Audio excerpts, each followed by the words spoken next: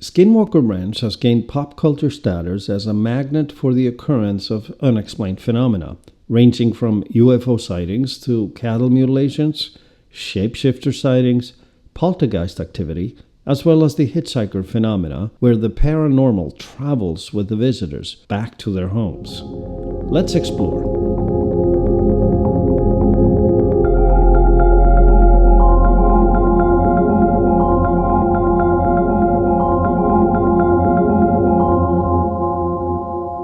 Hi everyone, and welcome to Project Blue Book, where we explore all things unidentified.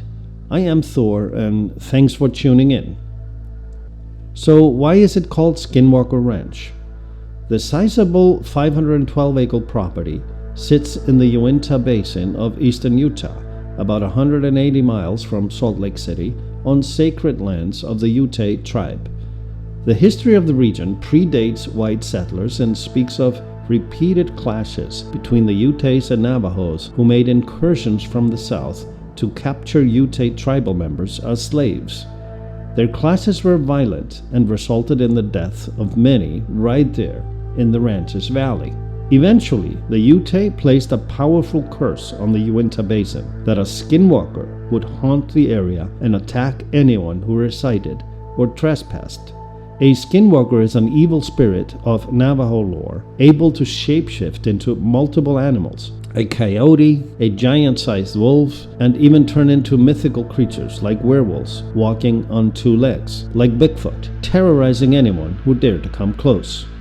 The Ute also cursed the water, the provider of life in their belief system, but could also be a harbinger of evil. Anyone relying on these waterways would become possessed with evil spirits. This all happened centuries before the modern-day era of Skinwalker Ranch. It goes to show the stories are not invented in modern times. In 1767, a Franciscan missionary named Sylvester Velez de Escalante wrote about strange fireballs appearing over his campfire in El Rey, smack in the middle of the Uinta Basin, and possibly on Skinwalker Ranch land itself, a quarter of a millennia ago. There also are UFO reports from the Uinta Basin dating back to the 1970s. The first inhabitants of the ranch were Kenneth and Edith Myers, who made their livelihood on the ranch between 1934 and 1994, buying it as an offshoot of a different ranch. According to Terry Sherman, they told stories of fireballs, seeing strange creatures and ghost-like activity, but figured it never harmed them, so they kept on ranching, until Terry and Gwen Sherman bought the ranch in 1994. The Shermans detailed the mysterious activity on the ranch to George Knapp and the Desert News, in particular cattle mutilations that made their farming difficult. Their mutilation descriptions were classic in a sense that they described surgical precision, the drainage of blood without leaving a stain, and all that was removed was the mouth, the eyes, the ears, and the genitalia. Of course, cattle mutilations as a phenomena was already known. Linda Moulton Howe's book, An Alien Harvest, was published in 1989, but the Shermans had photographic evidence from their own ranch. The mutilations were real, and the frequent disappearance of their cattle ultimately ruined the economic viability of the Sherman Ranch. Only 2 short years after they bought the ranch in 1994, just after the publishing of an article on the topic of unexplained phenomena, in 1996, they sold the ranch to Robert Bigelow for $200,000, founder of Bigelow Aerospace and its subsidiary, Bigelow Aerospace Advanced Space Studies, LLC, at the time called National Institute for Discovery Sciences. They signed an NDA agreement, and Bigelow took over the management of the ranch, not for cattle this time, but as a research center for unexplained phenomena. Let's remember that Bigelow was appropriated funds from Congress, according to former Senate Majority Leader Harry Reid, under 2 separate contracts under the Defense Intelligence Agency, DIA, one with the Advanced Aerospace Weapon Systems Application Program, the other with the Advanced Aerospace Threat Identification Program, or ATIP, overseen by Luis Elizondo at the time, a topic for another episode. Bigelow set up around-the-clock surveillance in order to get to the bottom of the claims of paranormal activity, and continued to collect evidence for 20 years thereafter. The results remain the property of Bass, but a book was published called The Hunt for Skinwalker, penned by Colm Kelleher, Bigelow's principal investigator, along with radio host and UFO reporter George Knapp, the man who brought us Bob Lazar's original whistleblower testimony. Among many findings in the book, Kelleher speaks of a giant humanoid creature encountered as early as 1997, staring at him and his researchers going about their scientific measuring business, about 50 feet away, perched up in a tree. The creature lay there motionless, staring with large yellow eyes, illuminated and never blinking. He says he shot at it and it disappeared before his eyes. Then it reappeared and left footprints in the snow with 2 protruding claw marks from the rear of the print, like you'd imagine a velociraptor print, he said. And from the depth of them, compared to humans, it was a very heavy creature.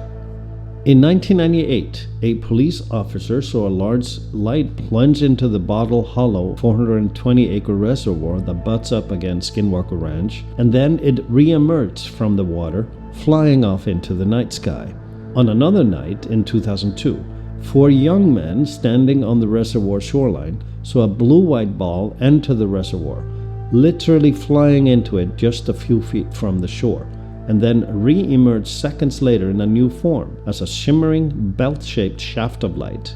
Quote, "After performing a brief aerial dance, the belt of light sipped away at a high rate of speed, hugging the ground before disappearing below the top of Skinwalker Ridge." End quote. We are reminded of the Ute claim of cursing the water with evil spirits.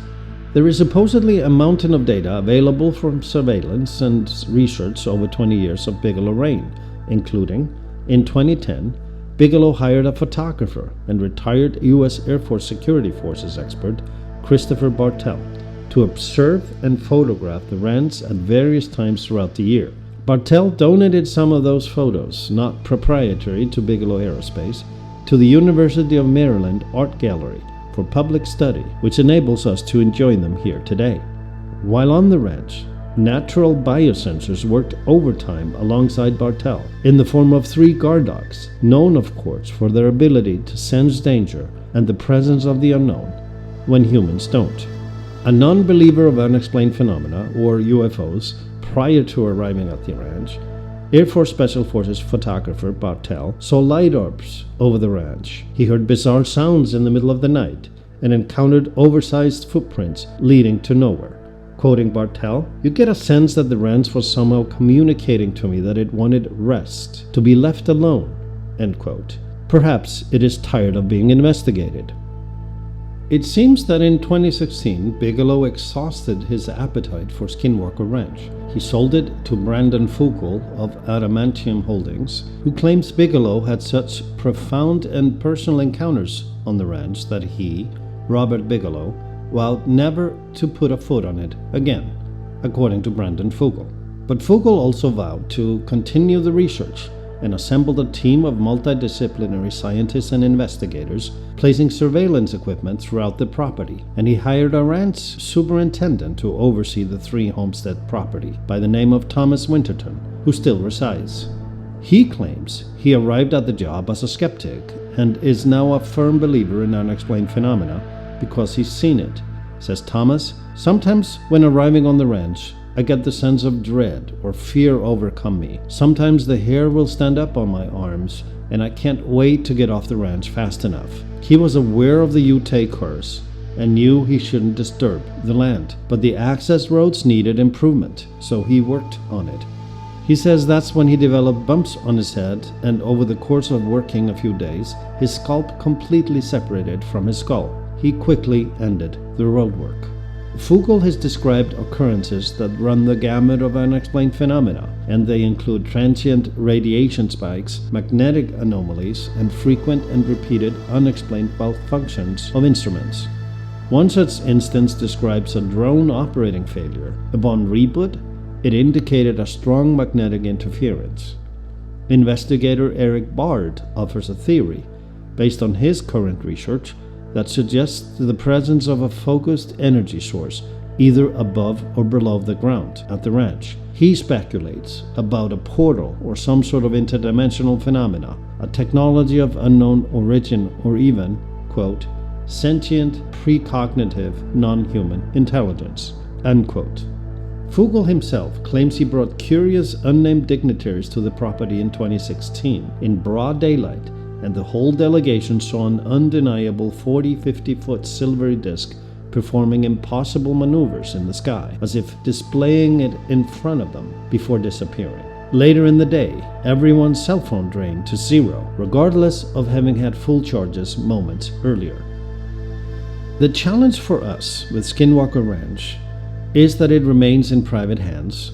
It is off limits, and therefore the information that has been gathered remains private property, other than what the owner allows us to see and to be shared. We don't know much more than what we've shared here today publicly. The other challenging aspect is the plethora of activity. Its wide range from ghost-like activity to Bigfoot, to Native American folklore, to full-blown encounters with humanoid creatures and UFO sightings. It's almost like you can take your pick in the lexicon of unexplained phenomena, and Skinwalker Ranch has it. The most bizarre of all, however, is the hitchhiker effect. It's a phenomenon where a visitor to a paranormal area returns home to find the unexplained has followed them. An orb appears inside a house, sounds are heard, and a creature lurks in the backyard in some random city far away from Skinwalker Ranch. Is it permanent? It's too soon to tell, because investigations into the unexplained are continuing at Skinwalker Ranch. You can watch and listen to this and other podcasts on Project Blue Book, where we explore all things unidentified. Each day, let's practice compassion and kindness. And please subscribe. I am Thor, and thanks for listening. See you next time.